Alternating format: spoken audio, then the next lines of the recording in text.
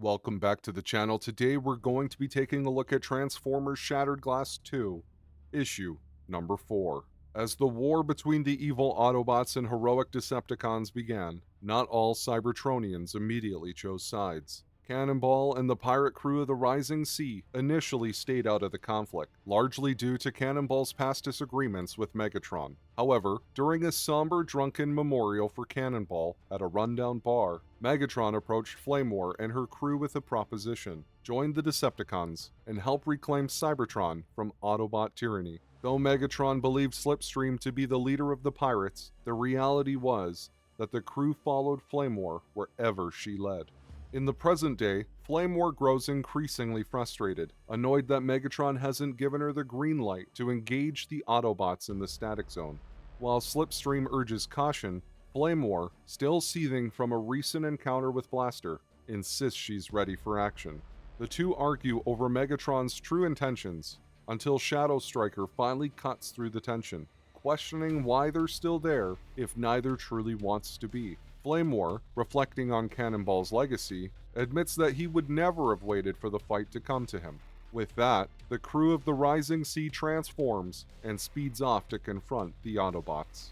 In a flashback, despite his disagreements with Megatron, there was a time when Cannonball and his crew joined Soundwave to defend Iacon's Titannet from Windblade's deadly city crashers. Flamewar, fiercely loyal to Cannonball, recklessly took on Rodimus alone, ignoring her captain's warnings. This forced Cannonball to sacrifice his life so his crew could escape.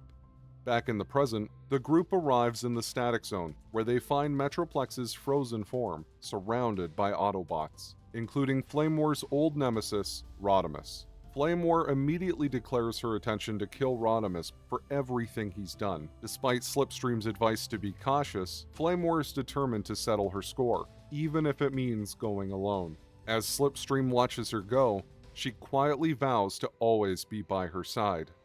As Flamewar approaches Metroplex's base, Rodimus spots her and springs into action, leaving an irritated Slicer to haul their new prisoner, Jetfire, to Ratchet's base.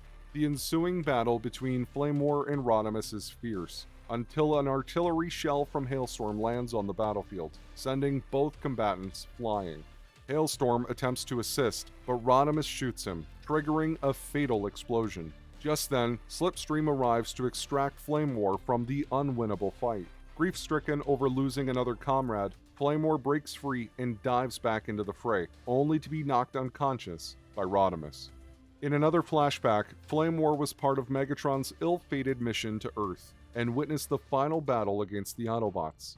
Megatron ordered Starscream to evacuate the surviving Decepticons while he stayed behind. Although Starscream did his best to save as many as possible, the experience left Flamewar with a harsh lesson: never leave anyone behind. Flamewar regains consciousness inside Metroplex, shackled alongside a captured Optimus Prime, who is defiant as he's dragged away for an unknown procedure. Demanding answers, Flamewar learns from Slicer that she's being kept alive as a bargaining chip. Just in time, Slipstream arrives to rescue her friend, and Flamewar, noticing Slicer's attachment to Blaster's severed head, seizes it and demands to know Ultra Magnus's plan for Optimus. Slicer reveals that Prime's body is crucial to Magnus's scheme, but when he lunges at Slipstream, Flamewar takes her shot, sending Slicer tumbling out of a shattered wall. As Flamewar reflects on her unexpected victory, she remembers Slipstream's words. She's most like Cannonball when she's focused and in the moment.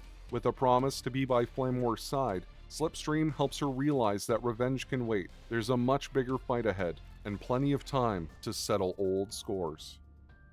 Now, we are 4 issues into Shattered Glass 2, and I feel like the stakes should be a little higher. The first series did such a great job with its world building that I think I expected this to have a faster pace with non-stop action as we head back into the war between the Autobots and Decepticons. But we still have one more issue to cover, and hopefully they're able to wrap this story up in a way that does it justice. As for this issue, I enjoyed this look into the character of Flamewar and her pirate crew. I never thought I needed pirates in the world of Transformers, but I wouldn't be sad if they one day decided to do an offshoot comic about the pirates on Cybertron. I'm also curious to see what Slicer and Ultra Magnus are up to, and what their plans for Optimus are as we head into the next issue.